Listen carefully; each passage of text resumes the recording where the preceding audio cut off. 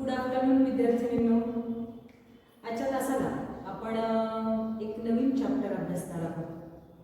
मागील तासाला आपण अक्षम किंवा विशेष मुलांच्या शिक्षणाच्या अनुषंगाने ज्या काही योजना आणि शासनाच्या सवलती पाहिल्या, त्याच धर्तीवर आधारित आजच्या तासाला आपण एक नवीन आणि विशेष अभ्यासक्रमात विशेष ज्या मुद्द्यावर भर द्यावा असा हा मुद्दा अभ्यासणार आहोत.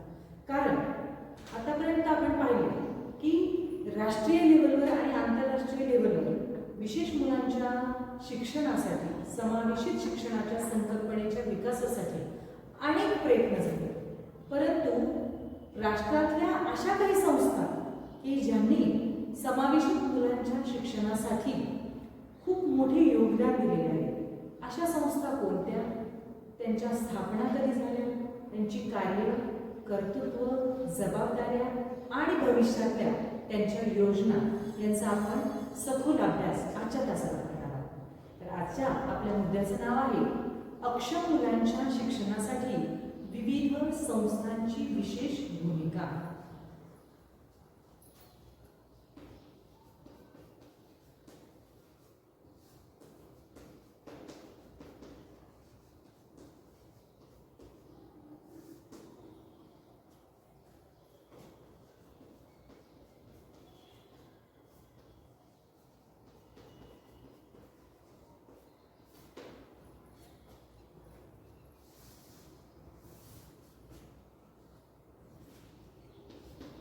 तर पहा, या विशेष संस्थांमध्ये जी पहिली संस्था आपण अभ्यासणार आहोत त्या संस्थेचं नाव आहे भारतीय पुनर्वसन परिषद.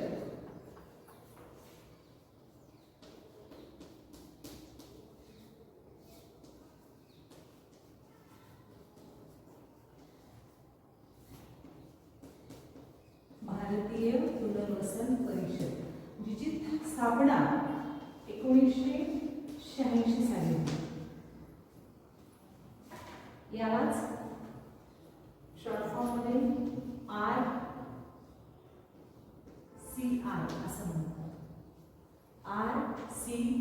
RCI म्हणजे रिहॅबिलिटेशन काउन्सिल ऑफ इंडिया.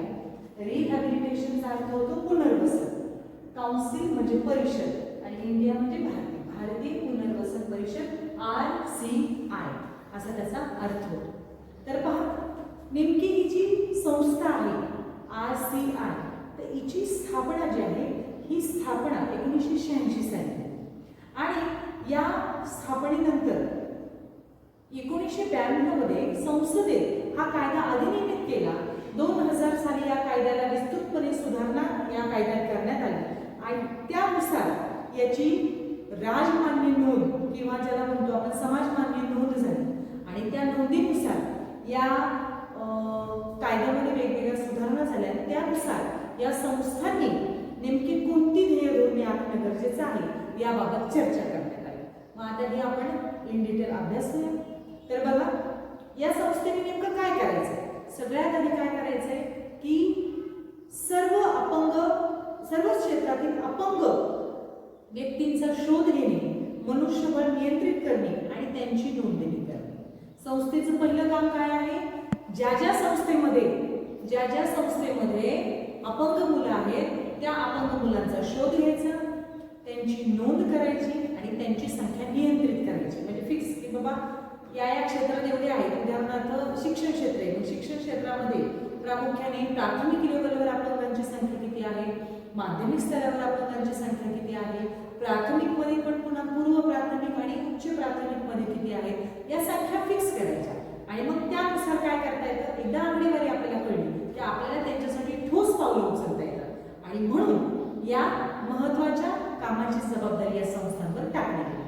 2, या परिषदेत किंवा या संस्थांमध्ये नोंदणी झालेल्या व्यक्तीच अपंग क्षेत्रात काम करू शकते. बघा, या संस्थांमध्ये ज्यांची नोंद होते की त्या संस्था अपंगांसाठी काम करतात, पण मग त्या संस्थांमध्ये रितसर लीगली ज्यांची नोंद होते त्याच व्यक्तींची अपंगांच्या विकासामध्ये काय करता येते, त्यांना घेता येते किंवा त्यांना ती जबाबदारी टाकता येते.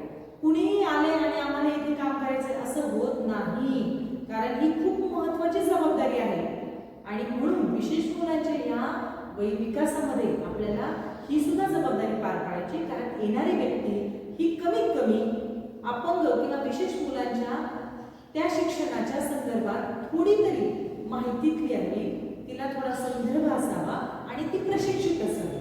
एवढं जरी असेल तरी ती व्यक्ती त्या अपंग व्यक्तीसाठी काम करू शकते. पुन्हा अपंगत्वासाठी व्यावसायिक आणि शैक्षणिक विकासासाठी प्रयत्न करते. ही संस्था काय करते किंवा ही परिषद काय करते? अपंगत्वासाठी व्यावसायिक आणि शैक्षणिक विकासासाठी प्रयत्न करते. कारण गरजेचं आहे, नुसतंच प्राथमिक आणि माध्यमिक शिक्षण घेतले आणि व्यवसायाच्या संधी नसतील तर या मुलांनी भविष्यात उदरनिर्वाह करायचं कसं? म्हणून यांच्यासाठी लवकरात लवकर प्राथमिक आणि माध्यमिक शिक्षण पूर्ण केलं की त्यांना लगेच व्यवसायाच्या संधी पूर्ण करून देणे आणि त्याचबरोबर त्यांना शैक्षणिक विकासासाठी वेगवेगळ्या संधी निर्माण करून देणं गरजेचं आहे. या परिषदेने अपंग क्षेत्रातील मनुष्यबळाकरिता वेगवेगळे व्यावसायिक अभ्यासक्रम निर्माण केले. त्यात व्यक्तीची अभिवृत्ती व अभिक्षमता तपासली जाते. अपंगत्वासाठी अभिमुख होण्यासाठी 3 महिन्यांच्या मूलभूत अभ्यासक्रमाचा आराखडा तयार केला जातो आणि जो दूरस्थ शिक्षण आणि ऑनलाईन या पद्धतीने सुद्धा चालवला जातो. बघा, या परिषदेने काय केले? वेगवेगळे व्यावसायिक उपक्रम खास अपंगांसाठी तयार केले गेले. ही सगळ्यात महत्त्वाची गोष्ट आहे, कारण सामान्य मुलांसारखी जी व्यावसायिक संधी किंवा व्यावसायिक क्षेत्र आहेत किंवा ट्रेनिंग आहे ते अपंग मुलांना कदाचित झेपणार नाही किंवा ते समजायला त्यांना कठीण जाईल किंवा ते हाताळायला सुद्धा कठीण जाऊ शकतं. म्हणून खास अपंगांना समोर ठेवून, डोळ्यासमोर ठेवून त्यांच्या गरजा आणि त्यांच्या क्षमता लक्षात घेऊन खास व्यावसायिक प्रशिक्षण कार्यक्रम तयार केला गेला, त्याचा आराखडा तयार केला गेला. आणि एवढंच नव्हे तर 3 महिन्यांच्या मूलभूत अभ्यासक्रमाचा आराखडा तयार करून तो दूरस्थ आणि ऑनलाईन पद्धतीने त्यांच्यापर्यंत पोहोचवण्याचं काम या परिषदेने केलेलं आहे.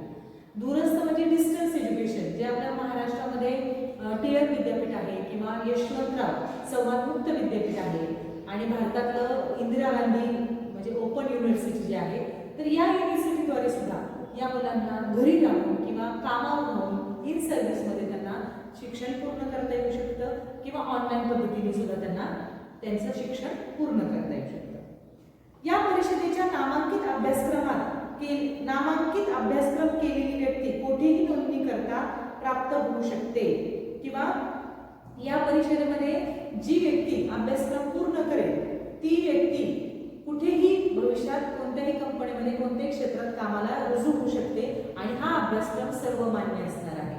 असं नाही की या संस्थेने जो अभ्यासक्रम केलेला आहे तयार, तो अभ्यासक्रम इतर कुणाला चालणार नाही किंवा तो अभ्यासक्रम पूर्ण करून बाहेर पडलेल्या विद्यार्थ्यांना कुठे नोकरी नसणार आहे किंवा त्या डिग्रीला डिमांड नाही, असं नसणार आहे.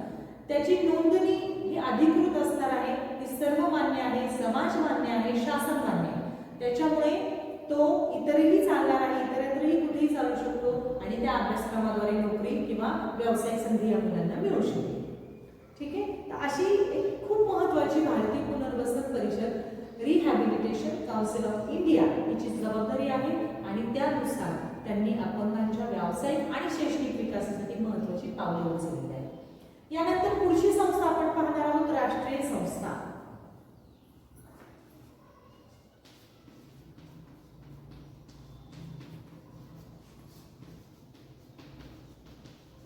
राष्ट्रीय संस्था नॅशनल ऑर्गनायझेशन. आता ही काय आहे? ही संस्था अलिबाग जम्मू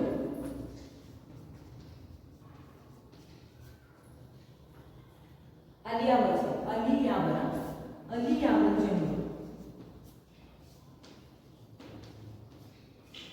इथे मेन ठिकाणी स्थापन झालेली आहे आणि ही खास संस्था जी आहे ही राष्ट्रीय श्रवण विकलांग संस्था बांद्रा पश्चिम मुंबई, म्हणजे आता आपण जे आधी पाहिलं भारतीय पुनर्वसन परिषद ही काउन्सिल आहे आणि या काउन्सिललाच फॉलो करत आपल्या भारतामध्ये वेगवेगळ्या राष्ट्रीय संस्था निघाल्या आणि या संस्थांमध्ये असं म्हणायला हरकत नाही की प्रत्येक जवळजवळ मेन राज्यांमध्ये या संस्था आहेत, त्यांना राष्ट्रीय संस्था असं संबोधलं जातं.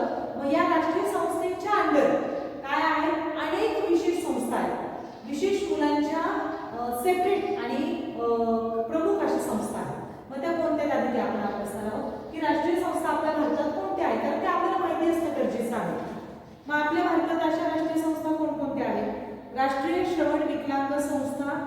बांद्रा पश्चिम मुंबई येथे आहे.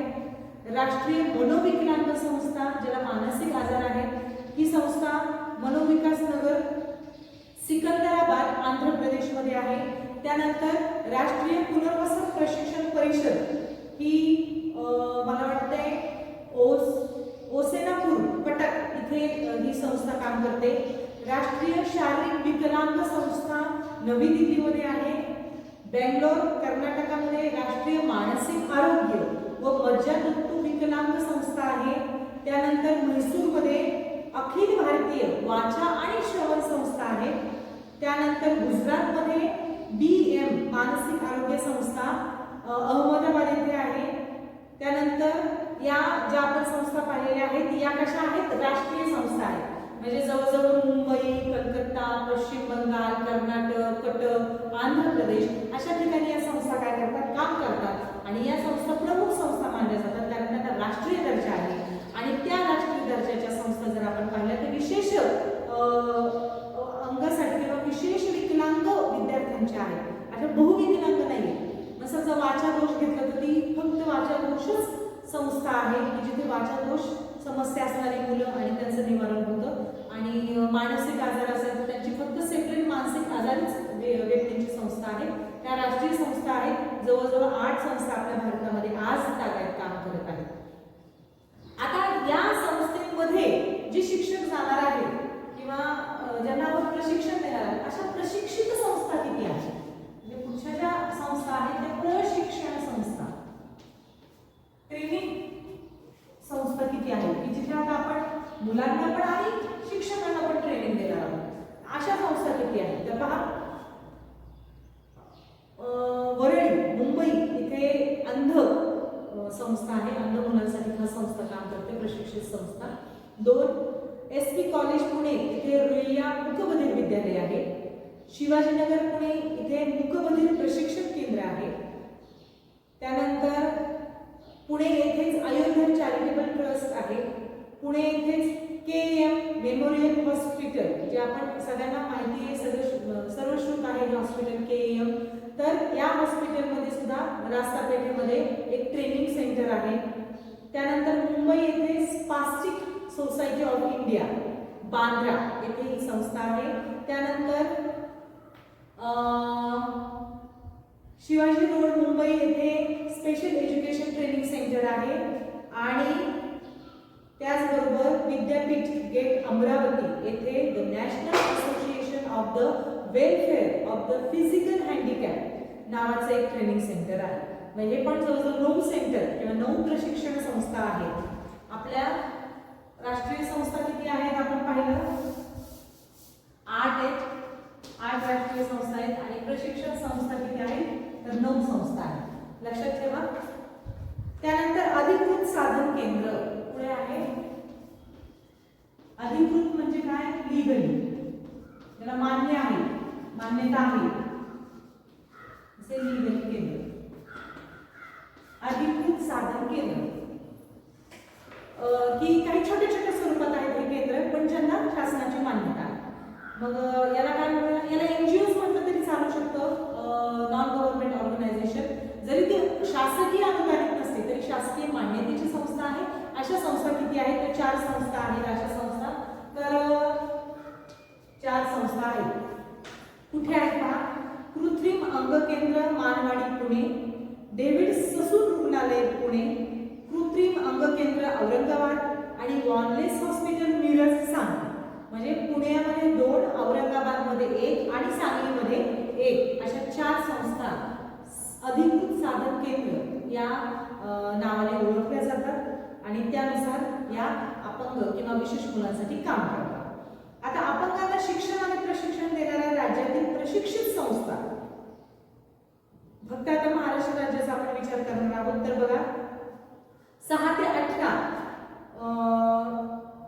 अपंगांच्या शिक्षणासाठी शासकीय संस्था सुरू केलेल्या असून या संस्थांमध्ये प्रामुख्याने अपंग विद्यार्थ्यांची राहण्याची जेवणाची विनामूल्य व्यवस्था असते. आणि 18 वर्षाच्या वर असणाऱ्या मुलांना शासकीय प्रौढ अपंगांच्या प्रशासकीय केंद्रातून व्यावसायिक प्रशिक्षण देतात. राज्यात अशा शिक्षण देतात. राज्यात अशा संस्था काम करत असून त्या खालील ठिकाणी आहेत. म्हणजे सगळ्यात महत्त्वाचं हे जे केंद्र आहे, जे मी आता तुम्हाला सांगितलं, हे मेन केंद्र अपंगांना शिक्षण आणि प्रशिक्षण देणारं राज्याचं प्रशिक्षित केंद्र, मेन ऑफिस महाराष्ट्रातील ठाणे जिल्ह्यातील विरार या ठिकाणी आहे. त्यानंतर बाकीचे आपण केंद्र पाहणार आहोत. शासकीय मूकबधिर विद्यालय अकोला अलिबाग येथे, शासकीय अंधशाळा ज्या आहेत त्या कुडाळ, सिंधुदुर्ग, लातूर, नाशिक, भंडारा येथे आहे. म्हणजे पहिली जी संस्था आपण पाहिली ट्रेनिंग शासकीय मूकबधिर विद्यालय कुठे आहे? अकोला आणि अलिबाग. 2 शासकीय अंधशाळा कुडाळ, सिंधुदुर्ग, लातूर, नाशिक, भंडारा. त्यानंतर शासकीय अपंग बालगृह नागपूर, औरंगाबाद, मिरज, सांगली. शासकीय बहुउद्देशीय अपंग संमिश्र केंद्र पुणे, जळगाव, वाशिम, वर्धा, नागपूर, बीड. शासकीय प्रौढ अपंग शाळा नागपूर, औरंगाबाद, उल्हासनगर, ठाणे, सांगली. आणि अपंगांसाठी औद्योगिक प्रशिक्षण केंद्र वर्धा.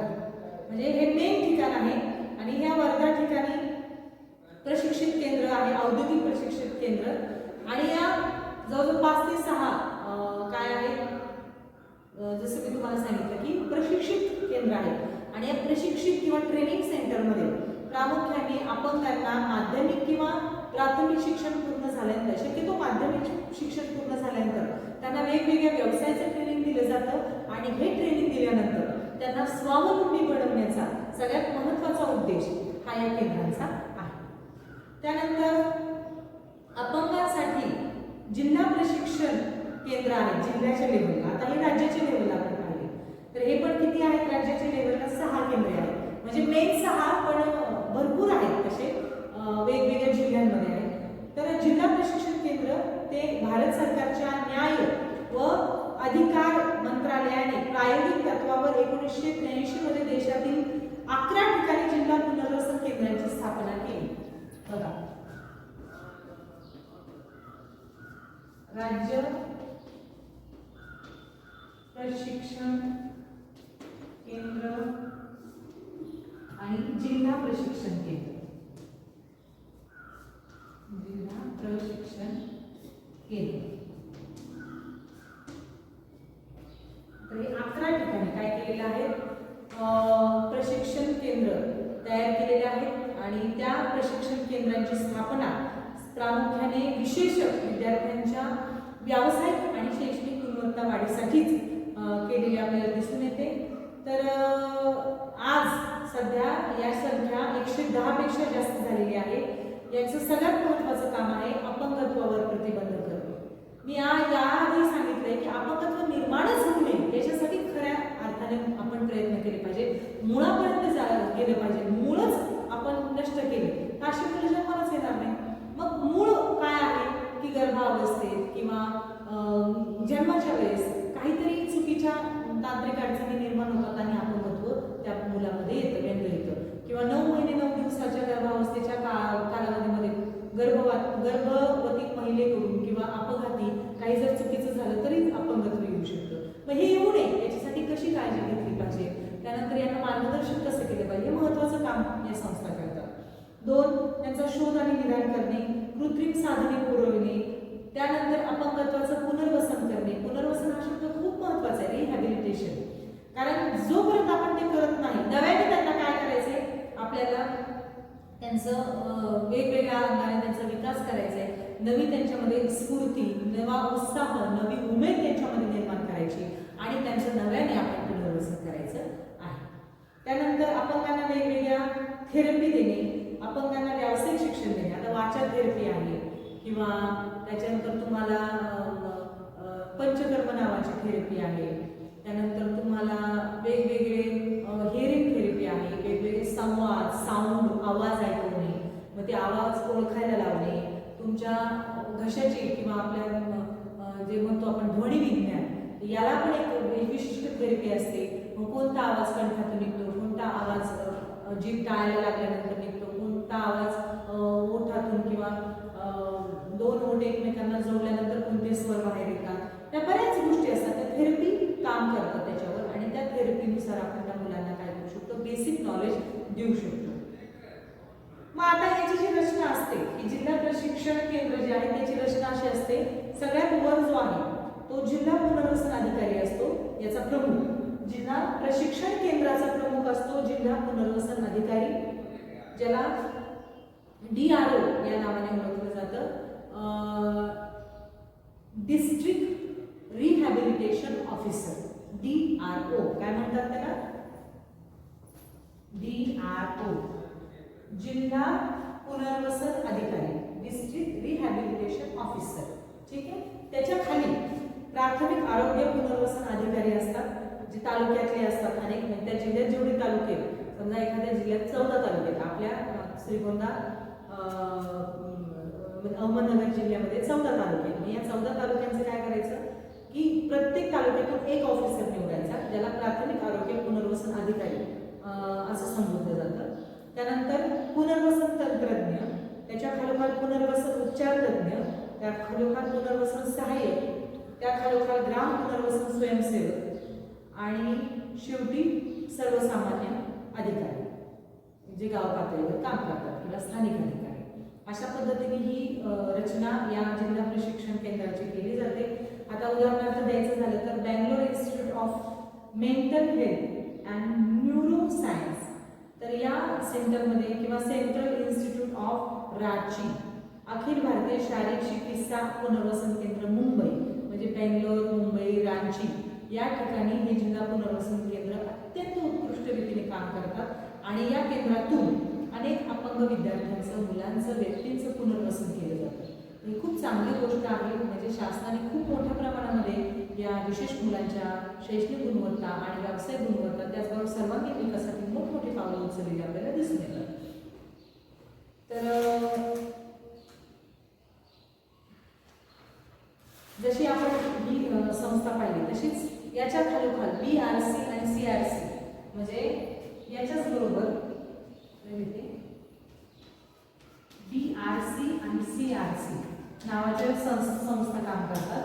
या जिल्ह्याच्याच खालोखाल आहेत. या दोन्ही संस्था याच पद्धतीने काम करतात, फक्त त्याचं ते कामाचं विकेंद्रीकरण आपण केलेलं आहे.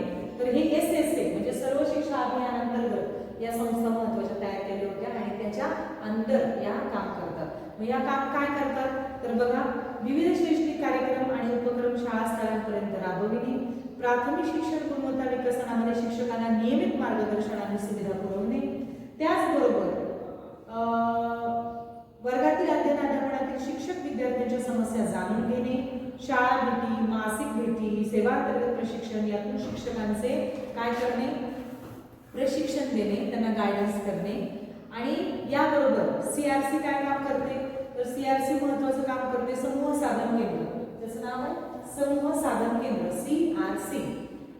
तर सेंट्रल रिहॅबिलिटेशन सेंटर असं आपण म्हणूया की त्या केंद्राभोवती ते काम करतात. ते केंद्र असतं, त्या केंद्राच्या भोवती ते केंद्र लेवल असते बघा. जसं शाळा असतात, मग शाळांमध्ये आता समजा तालुक्याच्या ठिकाणी केंद्र असतात, एका केंद्रात जनरली 12, 13, 14, 15 अशा शाळा असतात. मग त्या शाळा त्याच केंद्राच्या अंडर काम करतात आणि त्या केंद्राला एक केंद्र प्रमुख असतो, केंद्र प्रतिनिधी असतो, त्याचबरोबर गट शिक्षणाधिकारी असतो, विस्तार अधिकारी असतो, हे अनेक अधिकारी त्याच्यामध्ये काम करतात. मग समूह साधन केंद्रामध्ये पण प्रामुख्याने काय केलं जातं, याच्यामध्ये असं आहे, महानगरपालिका आणि नगरपालिका केंद्रावर 60 शिक्षकांमागे एक समूह केंद्र अशी रचना केलेली आहे. 60 शिक्षकांमागे एक समूह केंद्र तयार केलेलं आहे आणि आतापर्यंत 4860 समूह साधन केंद्र महाराष्ट्र राज्यात काम करत आहे. बघा, 4860 समूह साधन केंद्र.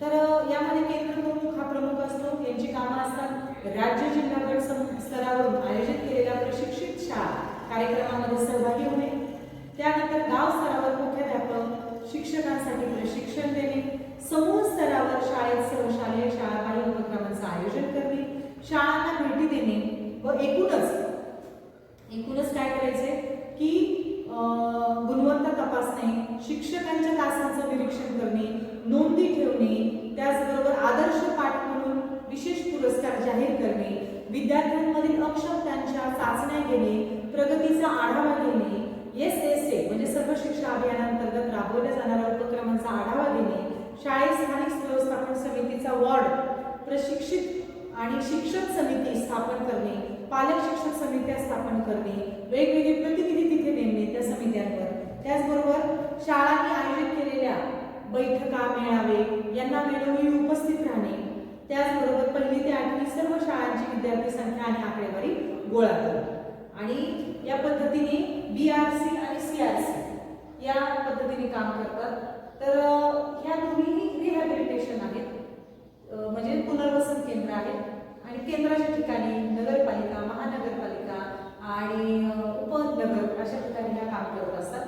त्याचबरोबर या त्यांच्यावर असणाऱ्या जिल्हा प्रशिक्षण